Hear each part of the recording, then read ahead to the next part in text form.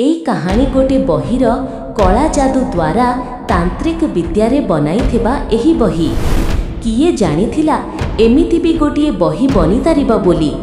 तांत्रिक विद्या द्वारा बनिथिबा एही बही एते शक्तिशाली तांत्रिक निजे जानि नथिला। जहा दूर एही बहीटी बनी थाए सीए एही बहीटिकु व्यवहार केबे करि पारि नथाए। तांत्रिक विद्यारे तांत्रिक निर्जीव बही को जीवित करिला। अजाणतरे तांत्रिक से बही को छुईबा पई हाथ बढ़ाइथिला। सेही समय रे गोटे झटका लागिला जेमिति कि बिजुली मारिला भली।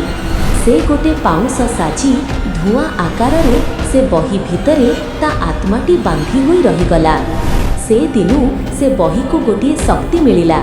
जे कौनसी भी मनीष एही बही को छुईब ए बही आउ से तांत्रिक पुणी थारे बंचिबे आउ तापरे से मनीष सह गोटे बंधन बनिब।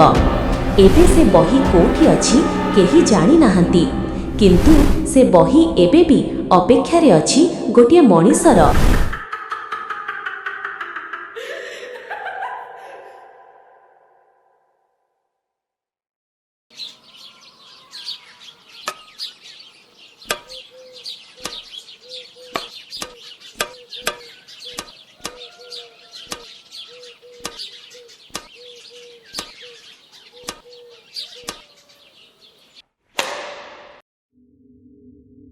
भाई गोटे डाउट थिला कहि पारिबो कि पचार इंग्लिश रो 10 नंबर पेज रो सेकंड सेंटेंस रा ओडिया ट्रांसलेट करि पारिबो? कहीपरि आमको भगवान देइथिबा रास्ता रे चलिबा उचित।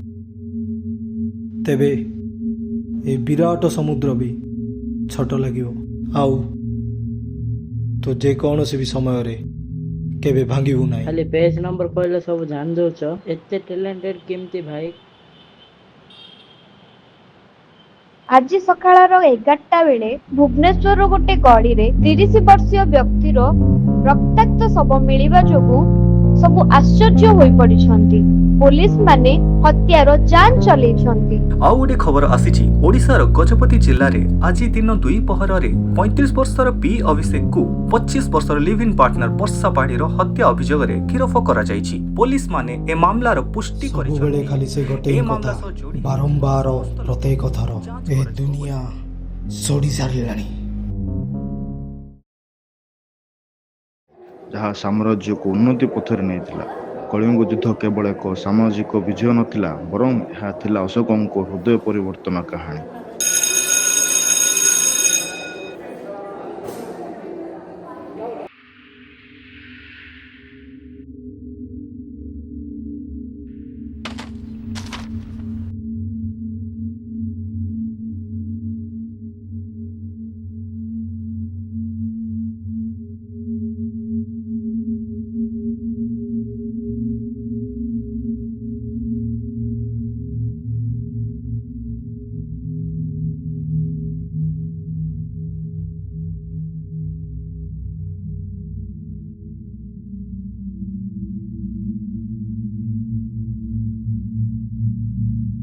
डेथ नोट माने मृत्युर बही इंस्ट्रक्शन भी जो मनीषर ना एथिरे लेखा जीवो से मरी जीवो बाज्य कथा किए विश्वास करिवो।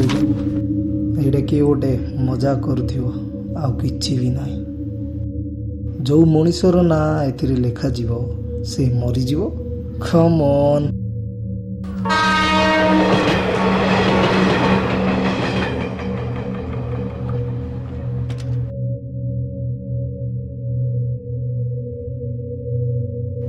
ଏହି ବହି ସେତେବେଳେ କାମ କରିବ ଯେତେବେଳେ ନାମ ଲେଖିବା ଲୋକର ନାମ ସହ ଫେସ୍ ମନେ ରଖାଯିବ।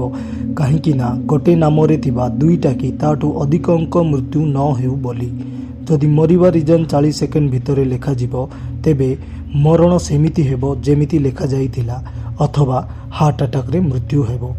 ଆଉ ମୃତ୍ୟୁର କାରଣ ଲେଖିବା ପରେ ବାକି ଇନଫର୍ମେସନ୍ 6 ମିନିଟ୍ 40 ସେକେଣ୍ଡ ଭିତରେ ଲେଖିବାକୁ ପଡ଼ିବ। तो लोकं को आराम रे मारी पारिबु नाई तो तड़पेई एते कष्ट सेटा भी एमिति बाज्य मजाक पाई। हाँ तो ना लिखिला परे से मनीष मरीजिव किए ही विश्वास करिव।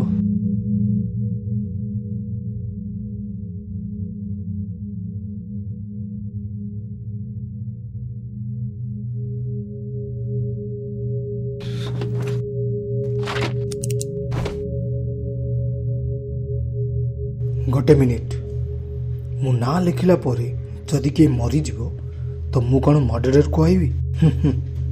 बिल्कुल नहीं, एमिति किछि भी हेबनी। पारलाखेमुंडर बीच मार्केट रे काली 3 जन को हत्या करथिबा व्यक्ति आज पैलेस स्ट्रीट रो एक शॉपिंग मॉल रे किछि लोकमानक सह छोट पिले मानकु बंदी बनाई रखिछि।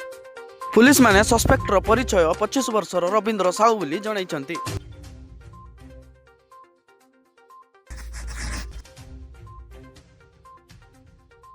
40 सेकेंड रे हार्ट अटैक देखिबा।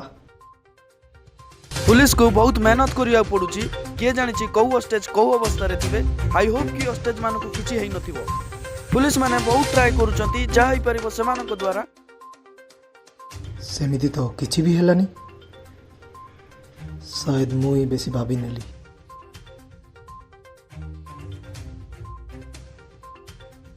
लागुछि सेठी कोन गोटे हेछि। स्टेज माने बाहर को बाहरुछन्ति। तांको देहरे गोटे भी करोज नाही। एबे स्पॉट टीम भीतर जाउछन्ति। सस्पेक्ट अरेस्ट हे गेले की? हां अच्छा हां हमकु एबे खबर मिलला कि शॉपिंग मॉल भीतर सस्पेक्ट रो डेड बॉडी मिलिछि। The suspect is dead. Police मानकर कहबा या कि जे से माने गोटे भी गुडी चलै नांती। बट ऑस्टेज को कहबा अनुसार सस्पेक्ट सडनली तड़ी पड़ी जिबार जणा पड़िछि। हार्ट अटैक नहीं एमिति हे परियोनी। एटा जस्ट गोटे कोइंसिडेंस। साहिल आज ट्यूशन जीवनी कि? जाउची डेथ नोट जदि एटा सतरे काम करूची तो मते आउ थरे ट्राई करी देखिबा को पड़िबो। बट टेस्ट करिबा पई आ गोटे क्रिमिनल भी खोजिबा को पड़िबो।